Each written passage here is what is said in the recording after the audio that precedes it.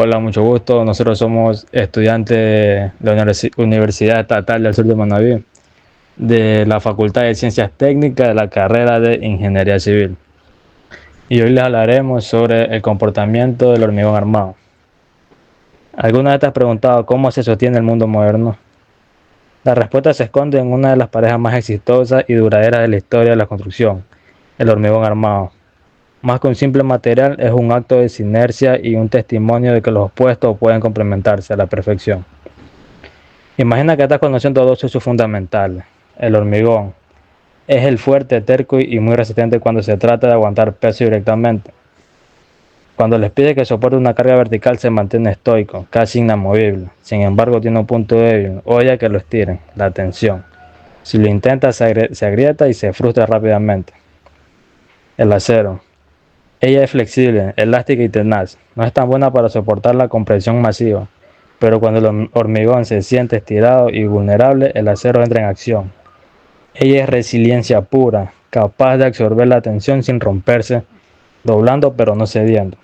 El comportamiento del hormigón armado. Para saber más sobre el comportamiento del hormigón armado debemos saber qué es el hormigón. El hormigón es una mezcla compuesta por una pasta adhesiva de cemento y agua que mantiene ligadas a las partículas de materiales inertes compuestos por agregados finos y gruesos.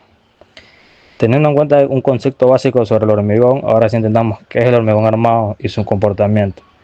El hormigón armado es un material de construcción que combina hormigón y acero para crear estructuras más resistentes utilizando la resistencia a la compresión del hormigón y la resistencia a la tracción del acero. Esta combinación permite construir elementos estructurales como vigas, columnas, losas y cimientos que son capaces de soportar cargas complejas, siendo fundamental en proyectos como edificios, puentes y túneles armados. Y su comportamiento, en los que destaca sus características físicas y mecánicas del hormigón. Características físicas del hormigón armado. Alta resistencia a la compresión. El hormigón es un material muy bueno para soportar cargas de compresión. Resistencia al calor. Es un material resistente al calor y las deformaciones o derrumbamiento. Densidad. Su densidad varía según el tipo de hormigón. Maleabilidad y ductibilidad. Es moldeable en estado fresco y debido a la adición de acero se vuelve más dúctil, lo que permite que se deforme sin romperse de manera frágil.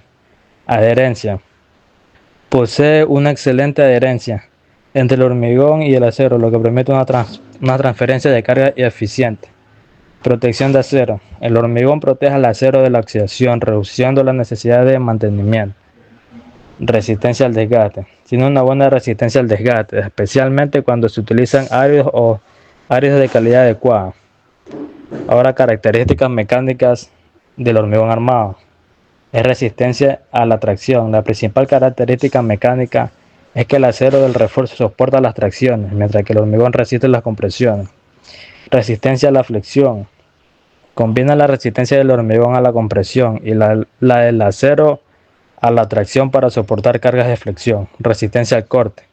El hormigón armado también está diseñado para soportar esfuerzos de corte. Elasticidad. El acero aporta elasticidad a la estructura, permitiendo que se deforme bajo carga y volviendo a su forma original, en cierta medida una vez que la carga se retira. Ductibilidad. A diferencia del hormigón, el acero es dúctil, por lo que la adición de acero a la mezcla mejora la ductibilidad general de la estructura. Fluencia. La fluencia se refiere a la deformación del material bajo una carga constante a lo largo del tiempo y es un factor que se considera en el diseño de estructuras de hormigón armado. Ventajas del hormigón armado. Es durable a lo largo del tiempo y no requiere una gran inversión para su mantenimiento. Es resistente al efecto de agua. Su gran rigidez y masa evitan problemas de vibraciones en las estructuras erigidas con él.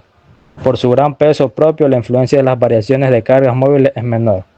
Desventajas del hormigón armado. Su relación resistencia a la compresión versus peso está muy por debajo que la correspondiente al acero, al cual es más eficiente cuando se trata de cubrir grandes luces. El concreto requiere mayores secciones y por ende el peso propio es una carga muy importante en el diseño. Requiere un permanente control de calidad, pues esta se ve afectada por las operaciones de mezcla, colación o curado. Presenta deformaciones variables con el tiempo, bajo carga sostenida, las deflexiones en los elementos se incrementan en el tiempo. Cómo funcionan las fases y el comportamiento del hormigón armado. ¿Y cómo empieza la fisuración cuando el material trabaja tracción? Para comenzar, el hormigón armado está compuesto por dos materiales principales, que es el hormigón y el acero de refuerzo. El hormigón, por su naturaleza, es muy resistente cuando lo comprimimos, pero es débil cuando lo estiramos. Es decir, que cuando está sometido a tracción, en cambio, el acero sí es muy fuerte a la tracción. Por eso, cuando lo comprimimos, logramos un material que pueda soportar diferentes tipos de esfuerzo y cargas. Esa es la idea principal del hormigón armado, que ambos, ambos materiales trabajen juntos. Ahora, antes de que el hormigón pueda resistir carga, pasa por dos fases importantes, la fase la fase del fraguado y la fase del curado. En la primera fase del fraguado, que ocurre durante las primeras 2 horas, las primeras horas después de colocarlo, el hormigón pasa de ser un material plástico a empezar a endurecerse. Luego viene lo que es la segunda fase, el curado. Aquí consiste en mantener la humedad y la temperatura adecuada para que el cemento termine su proceso de hidratación. Este proceso es clave porque garantiza que el hormigón alcance su resistencia final. Cuando el hormigón ya está endurecido y empieza a trabajar bajo carga, su comportamiento se divide en 3 etapas. La primera etapa es la etapa elástica, donde todavía no aparece fisura. En esta etapa, tanto el hormigón como el acero trabajan juntos y las deformaciones son proporcionales a la carga. Todo el elemento se comporta de manera uniforme. Y ya en la segunda etapa es la etapa inelástica, donde ya empieza a aparecer las primeras fisuras. Esto sucede cuando la tracción en la parte sometida a estiramiento supera la resistencia del hormigón. Aquí el hormigón ya no puede resistir más a tracción y el acero comienza a asumir esa fuerza. Es importante entender que la fisuración en esta etapa es normal y forma parte del comportamiento natural del hormigón armado. La tercera etapa es la etapa de fallas, que puede ser gradual o súbita. La falla gradual ocurre cuando el acero llega a su límite de fluencia y empieza a deformarse más. Esto da señales visibles antes del colapso. Por eso se considera una falla más segura. En cambio, la falla súbita ocurre cuando el hormigón se aplasta de manera rápida antes de que el acero llegue a fluir, lo cual es más peligroso para evitar esto. Para evitar esto, los diseños estructurales siempre buscan provocar una falla gradual. Algo importante es que incluso cuando el elemento está fisurado, sigue siendo resistente. El hormigón toma la tracción y sigue trabajando con presión. Y además ayuda a limitar la separación entre fisuras gracias a un efecto conocido como tensión post-fisuración. Para terminar, el mensaje principal es que el hormigón armado funciona correctamente gracias al trabajo conjunto del hormigón y el acero. La fisuración no es una señal de falla, sino parte natural del comportamiento estructural. Lo importante es controlar el tamaño y la separación de esa fisura para garantizar la seguridad y la durabilidad de la estructura. Factores que afectan el comportamiento. Tiempo de fraguado. El tiempo de fraguado inicial del hormigón debe ser aproximadamente de 1 a 2 horas y el fraguado final de 4 a 6 horas. Sin embargo, el curado completo, donde el hormigón alcanza su máxima resistencia, tarda alrededor de 28 días. Se puede caminar sobre el hormigón después de 24 a 48 horas, pero debe esperar más tiempo para cargas pesadas. Calidad de materiales. La calidad del hormigón armado se basa en la calidad de sus componentes: cemento, áridos, arena y grava, agua y acero. Un hormigón de calidad se define por una mezcla que garantiza la resistencia, durabilidad y trabajabilidad adecuadas para el proyecto. Para el acero se debe usar el de alta resistencia para complementar la del hormigón. Relación agua-cemento. Determina la resistencia, durabilidad y densidad del hormigón. Una relación alta produce porosidad y debilita la mezcla. Una baja mejora la resistencia, pero complica el manejo. Es fundamental para garantizar un buen comportamiento estructural del hormigón armado. Influencia del ambiente. Factores como humedad, temperatura y agentes agresivos afectan la durabilidad del hormigón armado. Ambientes marinos o industriales aceleran la corrosión del acero y degradan el concreto.